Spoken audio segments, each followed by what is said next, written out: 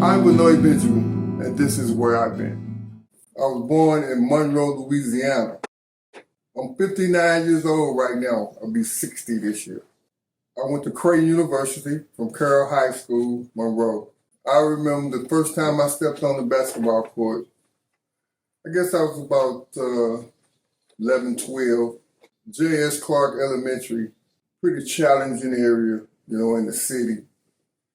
But people remember, my height, even when I was a little boy. And as I began to grow, it was evident that, I was, I guess, put on this earth to play basketball. And started bouncing the basketball up and down Pine Street, going to the playground. And, my mother, like I said, my mother was kind of strict on me. I had to be at home before the street lights went out. But once I started playing basketball, it was my escape, basically. I grew on the average every summer. I would grow 2 to 3 inches, in the summertime. And, I had these massive spurts that these growing spurts. And it was challenging for my mother because my shoe size kept up with my age. So, I kind of watched her struggle and try to keep clothes on me that would fit and shoes, so on and so forth. And, that really motivated me to want to make a better situation for my family. Yes. I started high school in, 1979. And I can vividly remember as I was, getting ready to enter high school, junior high or whatever it was, Carroll High School had the pretty good basketball program. And my high school coach came to my house. And I guess I felt kind of goofy at the time. And I was very uncoordinated. And he woke me and told me, well, these guys are out here laughing at you and think you goofy, so on and so forth. But he guaranteed me that if I put the work in, that the same thing that these kids and my peers were teasing me about, they would be crying and begging me to get out the city. So I took it to heart and I really worked. During high school, it was not difficult to date, I had girls and girlfriends and, so on and so forth. And plus I was a basketball star. So, the women want the stars. So it was a good thing, but, I wanted to concentrate. I had a goal in mind, and that was to be in the NBA. And I took all my energy and effort and put it into my goal and my craft, trying to achieve that, So I really worked hard in the summertime, and my coach spent a lot of intricate time with me personally, and I can credit him for a lot of the skill set that I acquired doing sports while I was playing sports. I was All-State, All-American, Hertz, #1 player, McDonald's All-American, Dapper Dan, all the top things. I had them come to Monroe to see by Benoit and Big Ben. So that was a pleasure for me, and my family could experience that, It was a good time in our lives. I wanted to be a scout because I thought they were cool. And even though I knew that people were going to tease me and make a mockery out of it, it was something that I wanted to accomplish, and that was being an Eagle Scout. And being an Eagle Scout, it was very fulfilling and challenging, I'll say that. And what we would do was we dress up like Indians, and I would Indian dance and all that. So you can see this big black Indian with war paint and feathers and all kind of stuff all I had bills around my feet, bills around my ankles. They hit me coming. Well, the recruiters started coming for me probably around my junior year. Well, sophomore, I'd say sophomore to junior year. And the pressure was on.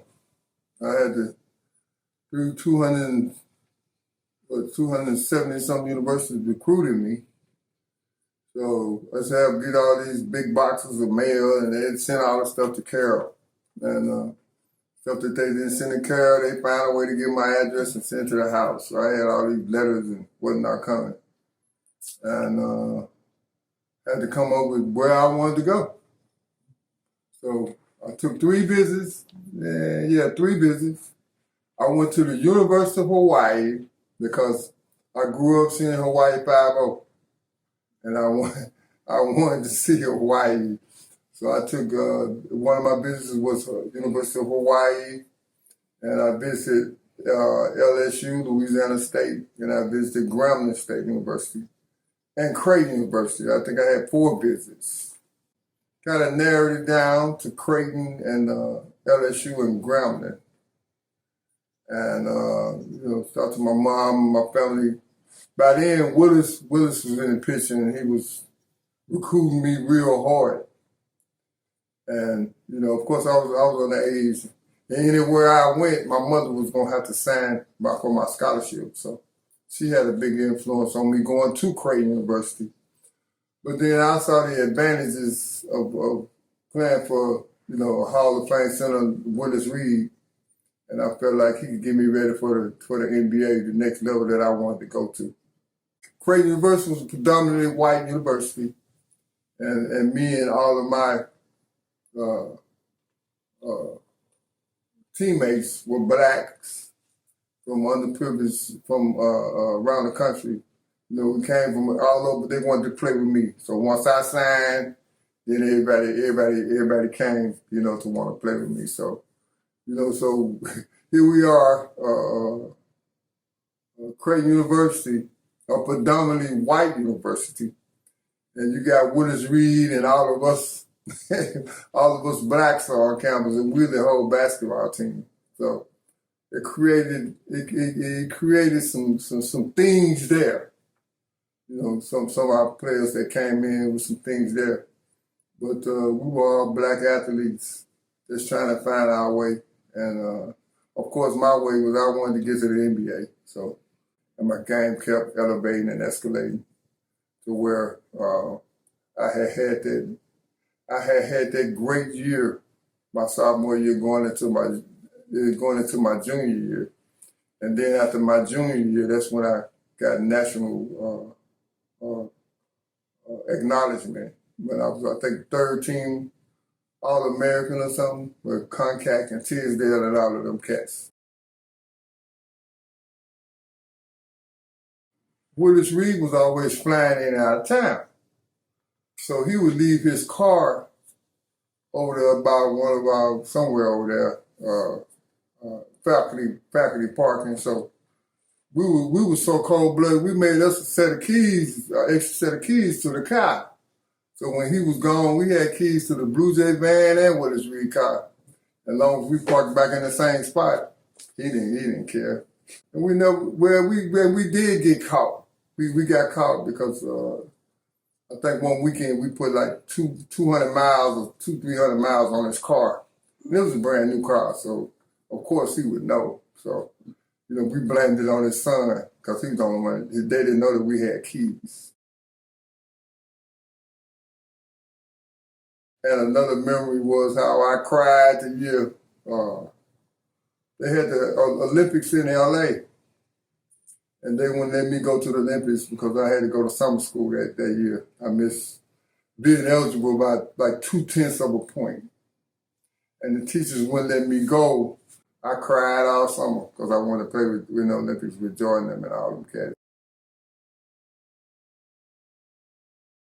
We had a scandal at Creighton University where one of the white players was mad because he couldn't play.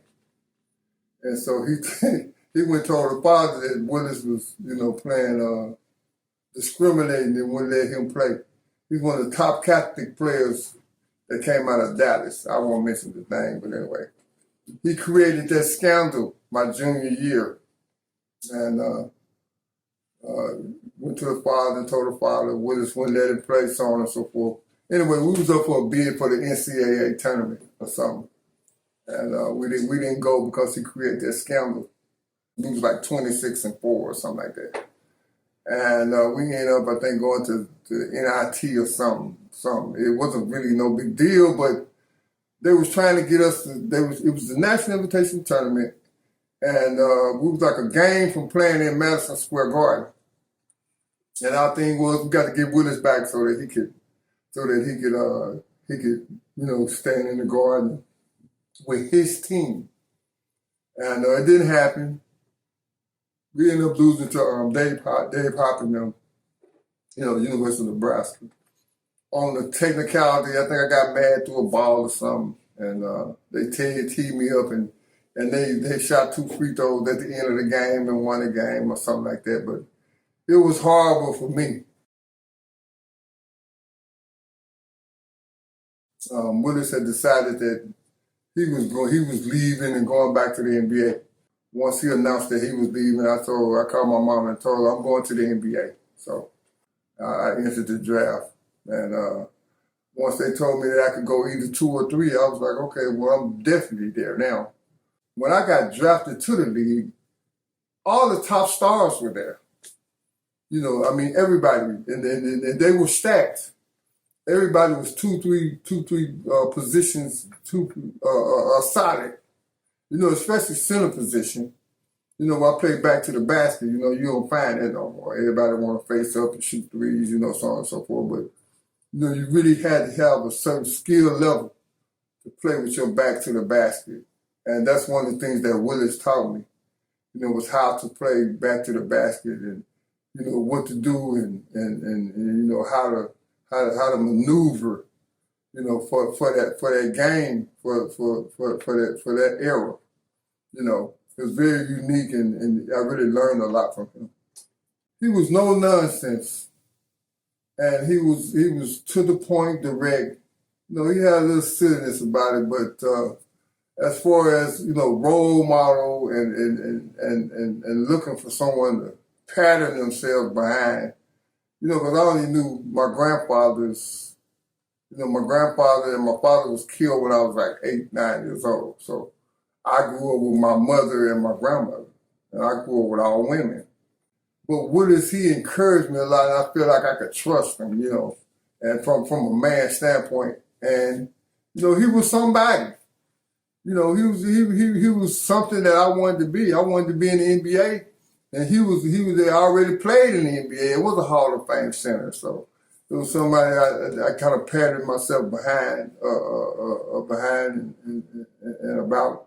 And it was very, very pleasing to see the result because, I did play 17 years. So bar none. And he encouraged us, taught me a lot of life lessons on, about girls and there's different things, how people try to take advantage of there's different things that I didn't know.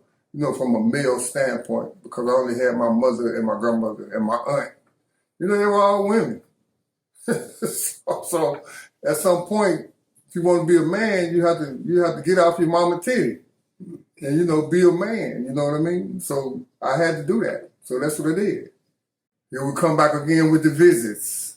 So I think I went to Indiana, I went to Indianapolis, and I went to LA. And I met with Indiana Pacers a couple of days, and then I came back, and then I flew out LA. And I didn't want to go to Indiana because it was too damn cold there. I said, well, I had enough of this Midwest, so I want to go to California, So anyway, the Indiana Pacers picked Wayne Mathias. Was Patrick Ewing went to the Knicks, and then Wayne Mathias there went to the Pacers, and then I was the number 3 pick with the Clippers. So that's how I went up going to the Clippers. Met with Sterling and, loved him. He was a gas. And he said, well, big fella, what you got? I wanted that. I think John Chaney was the driving force behind, but was the driving force behind getting me to LA. He wanted me out of all the players in the draft. He picked me, so I owe everything to Don Chaney. The moment they announced my name, it was probably one of the proudest moments of my existence because I had accomplished what I set out to do, and that was to go to the NBA. Even though I wasn't familiar with the Clippers and what that was going to entitle, I was happy that I had accomplished my goal that I had set out for, and my family was proud of me, and they gave me a day here in Monroe. Benoit Benjamin Day, yes, August 24th. Yeah. I have a day here in Monroe. So the first time I went to Don Sterling's house with the team, we had a team function there, and we all got invited there. And kind of different. Had never seen anything like that before, but it was just it was just a party. We weren't doing anything in particular. I mean, that's his team came to his house. And I played in the Clippers for about 7 years, 8 years. So the bulk of my career I was with the Clippers. Yes. But no, I can't recall going to no party where he paraded the rookies around. This is like we were his property, so on and so forth. No, I never experienced that with Mr. Sterling. I think not knowing, what I need to do once I hit count was pretty much the biggest thing. But I'll tell you one thing that did happen. Derek Smith, which he passed on the glory, he hit me with a nice elbow. The first time we had, I guess got in a scrimmage or whatever, he hit me with the elbow. And I guess he wanted to welcome me to the team and to the league. So he hit me with a good one. I was like, okay. I'm gonna get you back. I had psychological problems.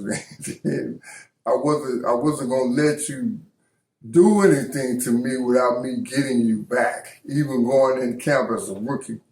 And I kind of had that hot head mentality going in, I was second string center playing behind James Donaldson. And I think I played there probably 2 weeks in camp.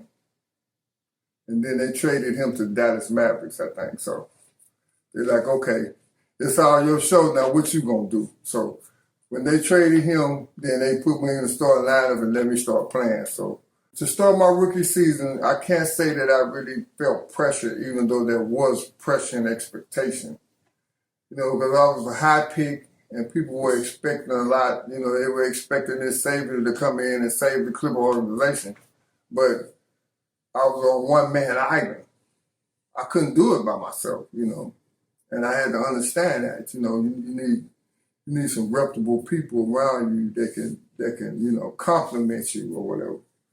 And the pressure is always going to be there in Los Angeles, because that city, man, it's a city of winners. You have to win and you have to be legitimate in what you do, or the media is going to eat you alive like they did. They did. They ate me alive, and they made me strong.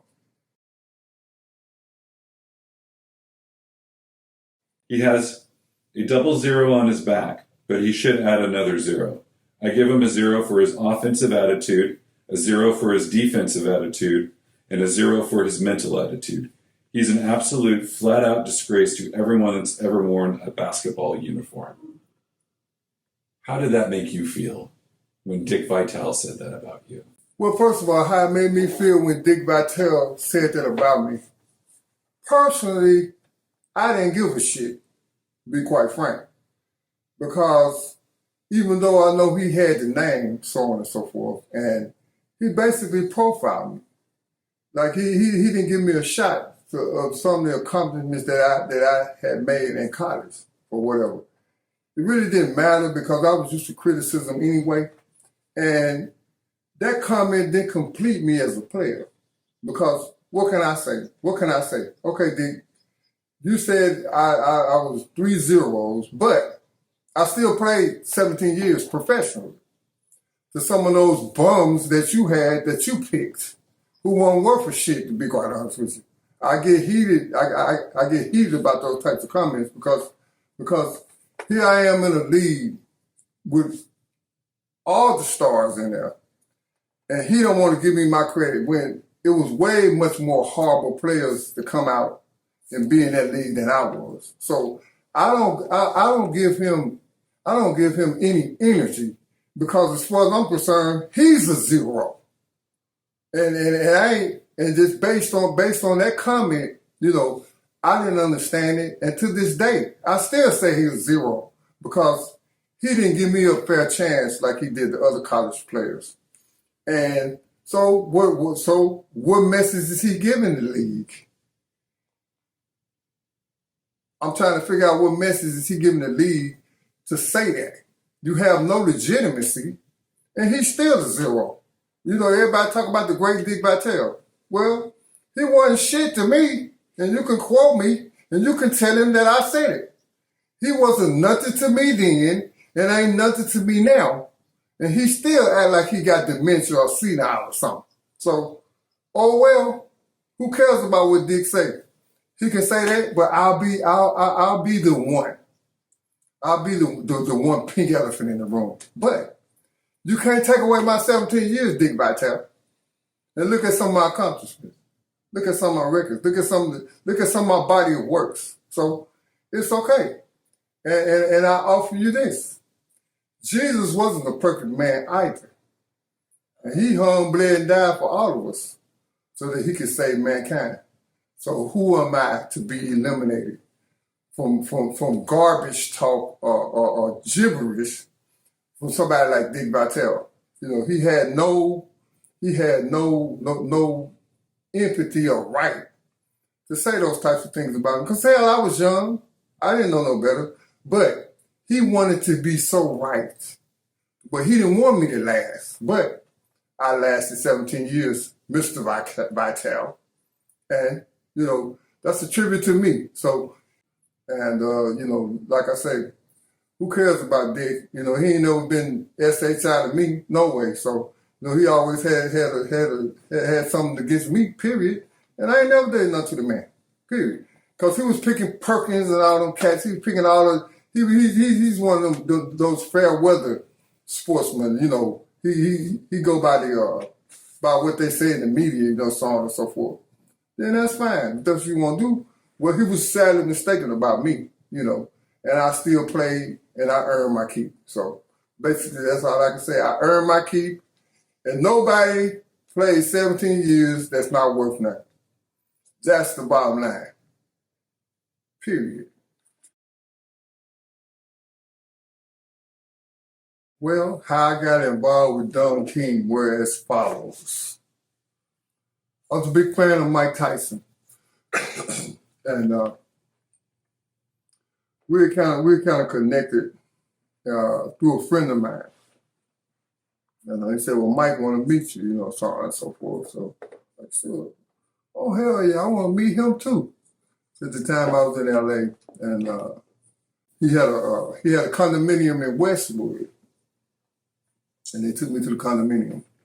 And me and Mike just kind of hit it off, like right there. And but the situation with Mike was, Mike Tyson, he wanted me to be part of Team Tyson. So that was his personal management team, so on and so forth. So being and light went off in my head. So, and I had signed with Don King because it was colorful and I wanted to be around Mike, so on and so forth. And he wanted me.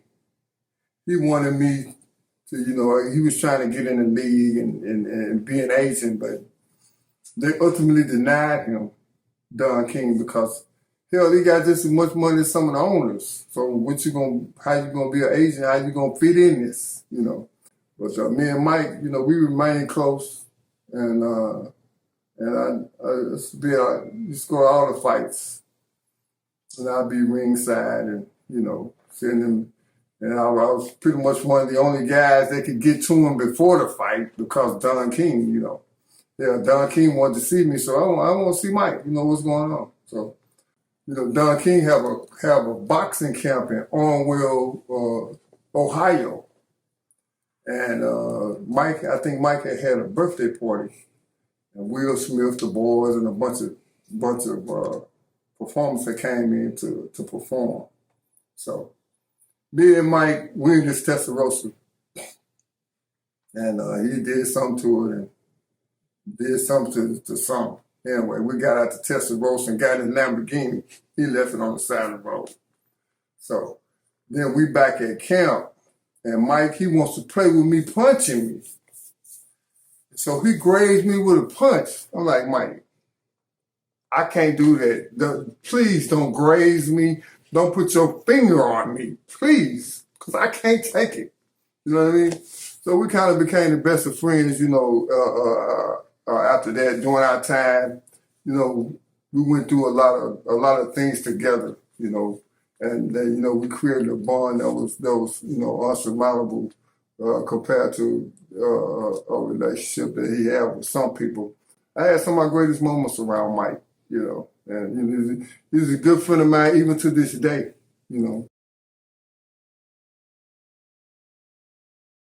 Thing about LA is LA. Even because I stayed gone from LA for 20 plus years.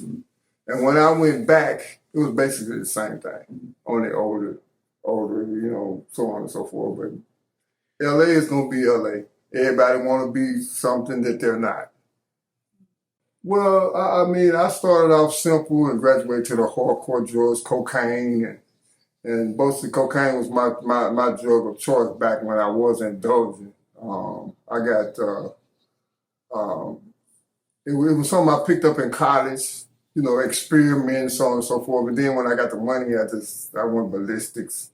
But LA was LA. And then for a long time, I dealt with the pain of not having my father, that really set me over the edge. Then some of the things that I was doing out there, wasn't too kosher, but hell, I really didn't give a damn. I was me. Hell, I had plenty of money. I was a star.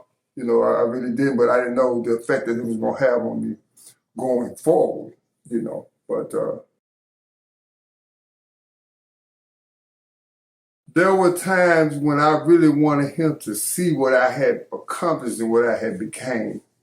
Because my dad was a hell of a basketball player as well in high school and Southern, some different things. So it's safe for me to say that I did get my athletic prowess from my father. He was tall. He was about 6'7", 6'8".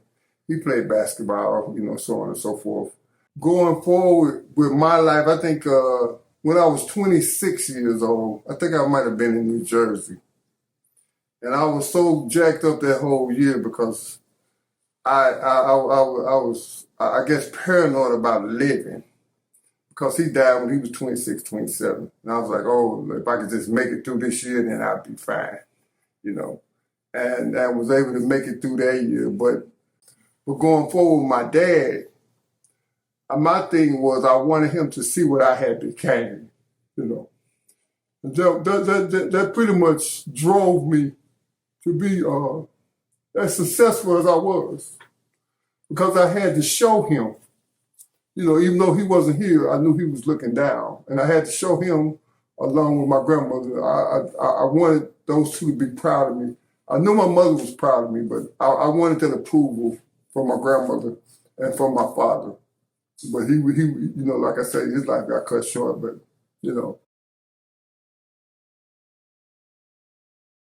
Well, I got involved with the situation with Jayson Williams because at the time I was playing with the Harlem Globetrotters. And this particular night, we were in Hershey, Pennsylvania. And people ought to remember Hershey, Pennsylvania because that's where Wilt scored his 100 points at. Hershey, Pennsylvania. So that was a bit unique to me.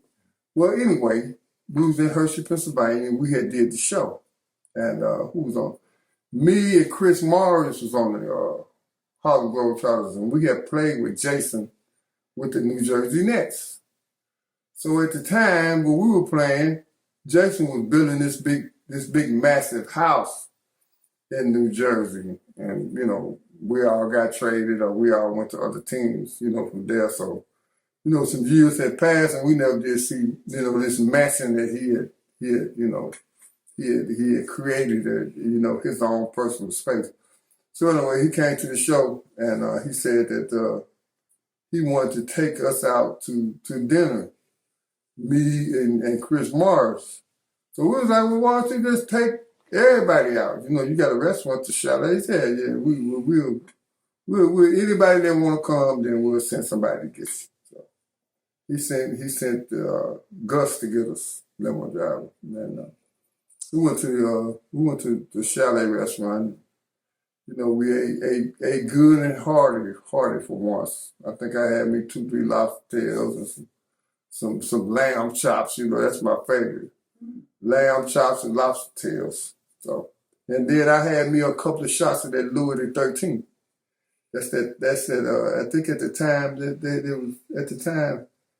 that Louis was about $1,500 a bottle. But you get a pure crystal bottle, and that was my drink. I loved it. So I think I might have had 2 shots since he paying for it. Why not? So anyway, we jumped to shots, and we sitting up in there. Everything went on with Gus. He started with Gus at the Chalet, degrading him, so on and so forth. So we kind of saying, man, why we don't understand, because we simple now. Why are you degrading him? Why are you talking to Gus and treating him in this way? Well, continued, and came to where the night's almost over and we through eating. So then he wants us to go to his house. He said, well, I'll let y'all tour my house since y'all didn't get a chance to see it. So we was finna get in. We was gonna get in the van with Gus. Well, now he wants to ride in his Bentley, like we ain't never seen no Bentley before. Okay, well, we ride in Bentley, so on and so forth, while he clowning the whole way. So anyway, we got in the house, and I don't know why he wants to play with these guns. And I'm not really feeling this. I'm like, man, you don't have to show me none with no gun because I don't want to see it. You know what I mean? Anyway, he demanding don't play with this gun. So before he went to the gun case, he still was degrading Gus.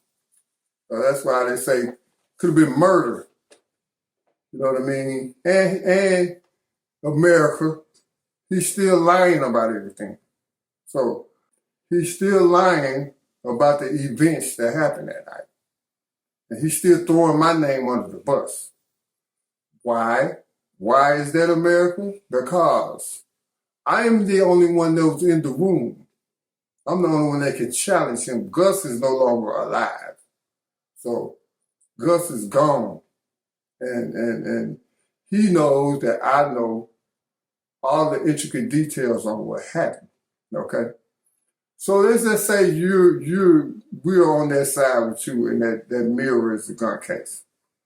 So I'm standing behind Jayson, looking over him.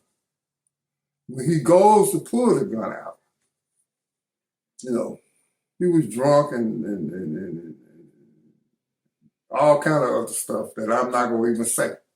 Anyway, he was pretty intoxicated on a variety of things. And he wants to go and show us the guns.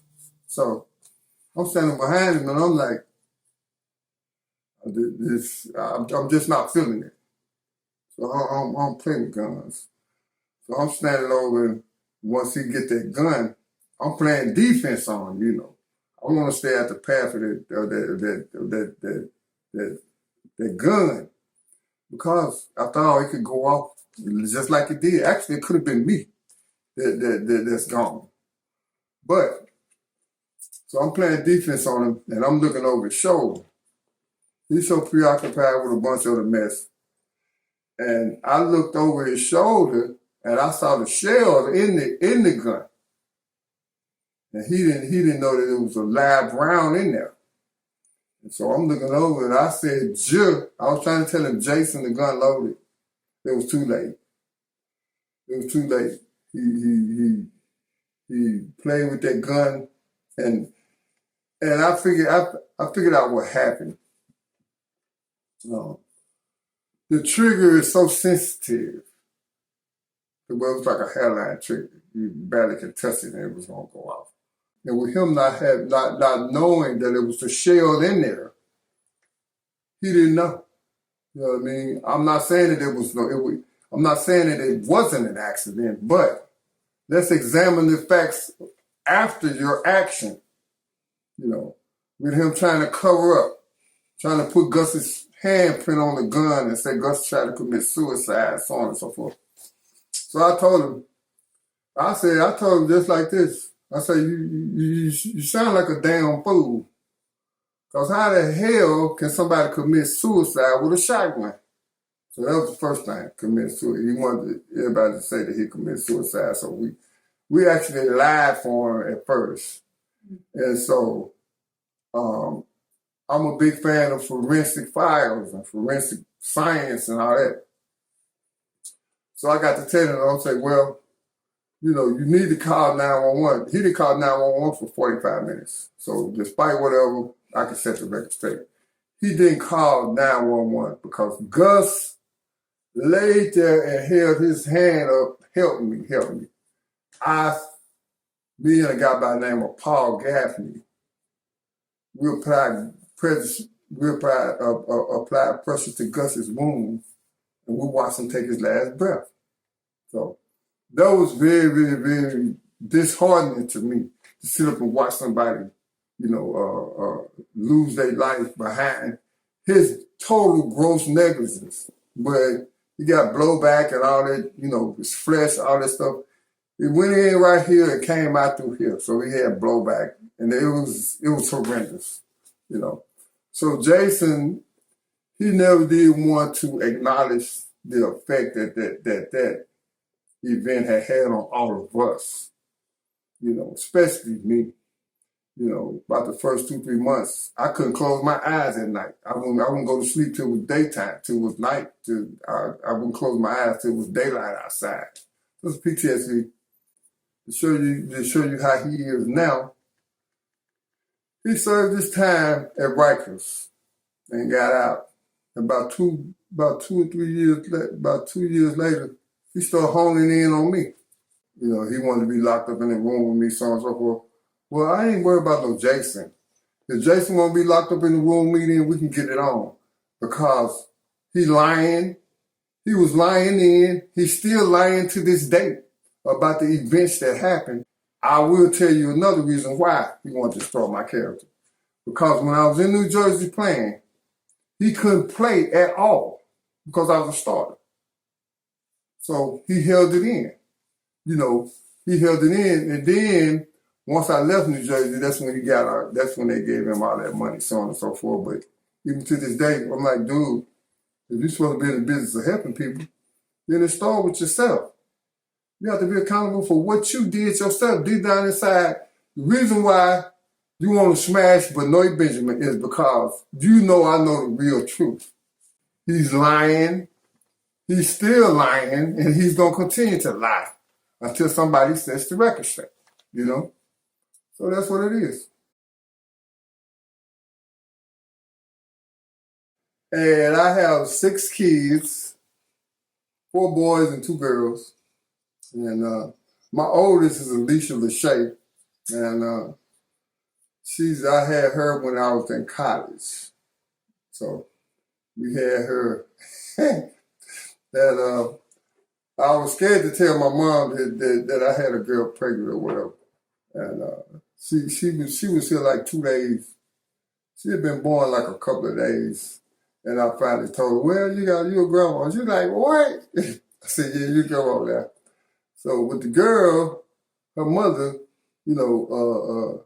I wanted my daughter. And I said, please, just have my daughter for me. I'll take care of the rest. So me and her are close to this day. And I have a granddaughter. I have a granddaughter by her, Reagan Lynn. And, she's the oldest. And then one year I had 3 daughters. I had 3 daughters in one year. There's Kyla, Justice, and Angel. But I was married twice. And I have 2 sons, Leonard Benoit Benjamin Jr. and Ansley Benoit Benjamin III. And one of my sons is named after me totally. Well, both of them named after me, but I kind of put my dad and my grandfather's name on my other son. And he's the third. So his name is Ansley Benoit Benjamin III, as opposed to Leonard Benoit Benjamin. And that was my girls. I got 4 girls and 2 boys. Yeah. So baby mama drama, it is what it is. They gonna give you some drama. They're not gonna make your life peaceful at all. They're not gonna make it. I got 3 baby mamas. Let me see. Janetta, Angel. I got 4 baby mamas. Yeah. two ex, Allison? Let me see. Let me name her. Let me see this. There's Janetta, there's Allison, Angela Porter, and Bianca and Zena. How many is that? 5? That's 4 or 5 baby mamas. Well, 2 of them I was married. I was married twice and divorced a 3rd time. So. Oh, you talking about Ansley. I was the time that he potentially ruined me when I was talking to Beyonce with her beautiful self. We was in San Juan, Puerto Rico, and she was staying at the San Juan Grand. And we had a condo right up to about a half a mile from the San Juan Grand. And I was sitting there talking to her, had me a pina colada. And he out there, he fly up the beach. I'm like, well, damn, where he going? Ansley. Ansley was the one that flew up the beach to go get his mama. He went up there and told her, yeah, Ansley came out here and told me you was over here talking to some girl. Or something, whatever. Anyway, the girl was Beyonce, and she introduced herself, and we sat there and talked for a minute. But I'm like, boy, if you don't get away from me right now and let me do what I'm doing, why you got to come and do that like that? But he was just the type of kid, he tell his mother everything, so. Well, the reason why I think I'm a different person now is because, going through marriages, going through divorces, it was very debilitating to me.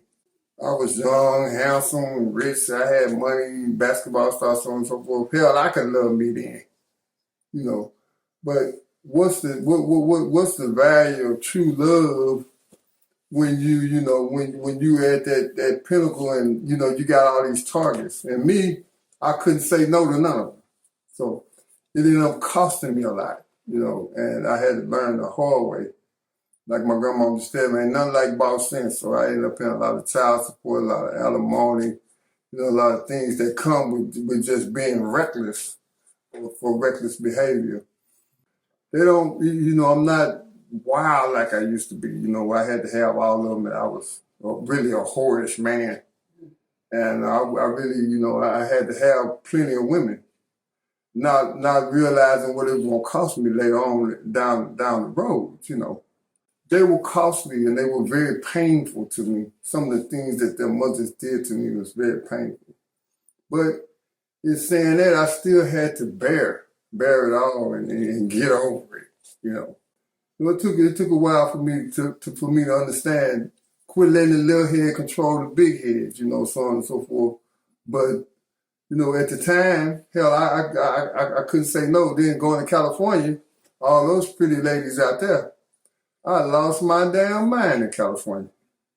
There were so many pretty ladies out there. It's like women were attracted to me everywhere I went. And I couldn't say no. And I had no concept about what it was going to cost in the future. But I did. And I say it all the time, I got beat into submission. And just going away, seeing my mother, is coming back. Because I hadn't been really coming back home for a minute, because I hadn't been here for like 4 years before I started coming back. I want to be around my mom. I need to see her. I need to be around her, because it's unfortunate that death put these types of things on you. But I want to make sure that I'm around so that I can see her. You know what I mean? Because I don't want to see her in no box. I don't want to see that. I want to see her while she up and perking and fussing and all that type of stuff. And that do me well because I get a chance to be back with my mom.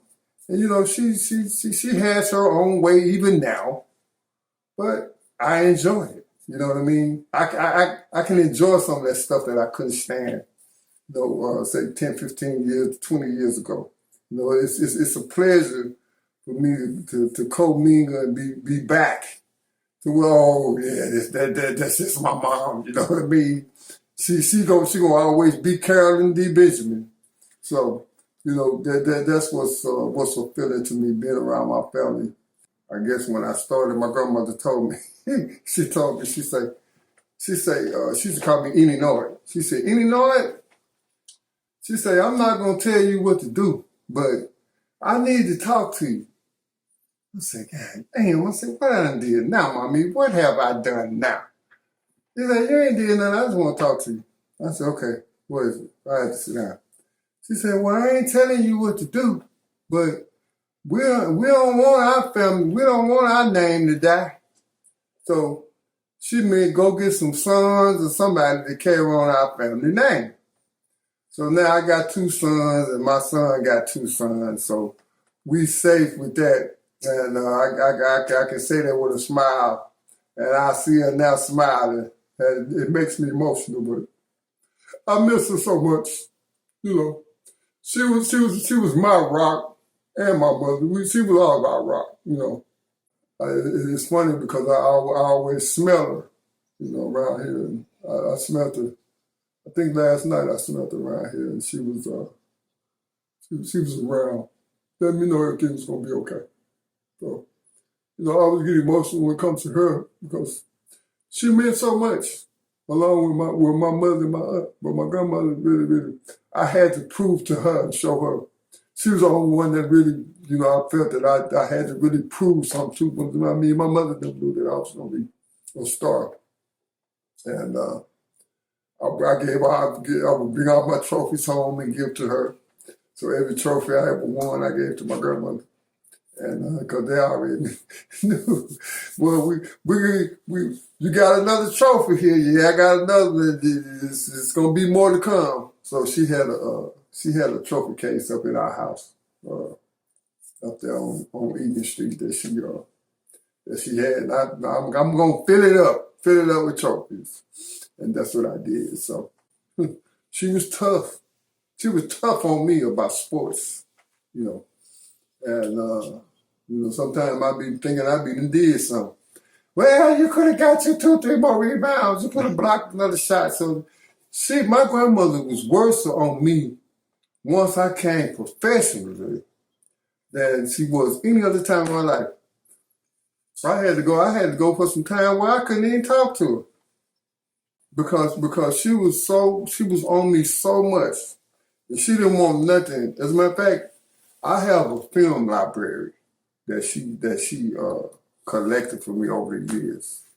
All the tapes I played on, she would videotape them, and then she would coach me off the tapes and tell me what I could do. So, well, the advice that I have for the players going into the league now. Don't take anything for granted, and take care of your body. Make sure that I'm gonna offer you what Kareem offered me. The name of the game ain't getting in the league. The name of the game is staying in the league and having a lifespan in that league that stands for something. People can say what they want to say, but the fact of the matter is, I played 17 years professionally, and no one can take that from me, not even you, Dick Vitale.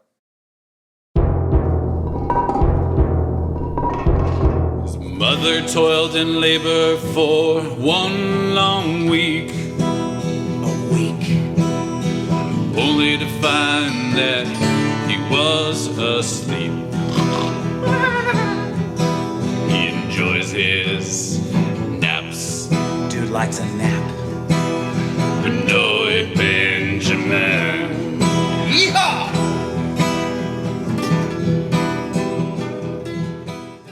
Well, the two left shoes came about because at the time, you know, most of the teams were flying commercial, be it preseason or regular season.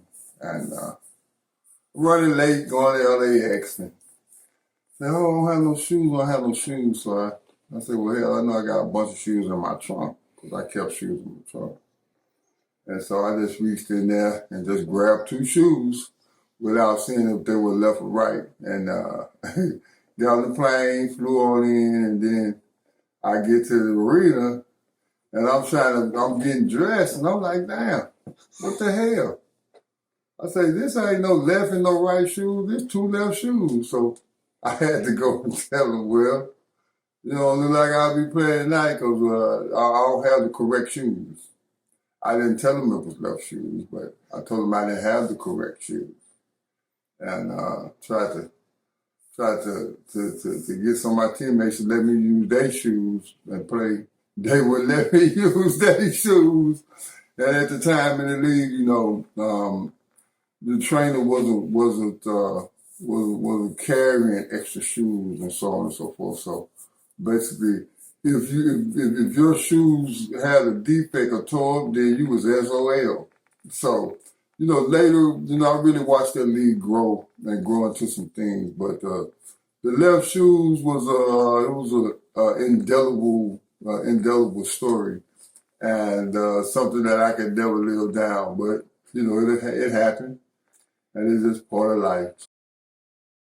When he hits the court, people think he doesn't care a bit. The truth is he does. His face just doesn't know it. His face doesn't know it. No one knows what he thinks. His face is vacant. Benoit Benjamin. Whoop! Yeah! Now that he's retired, he owes child support. Oh, crap. Over $500K, according to the report. But it's not his fault. It's not his fault.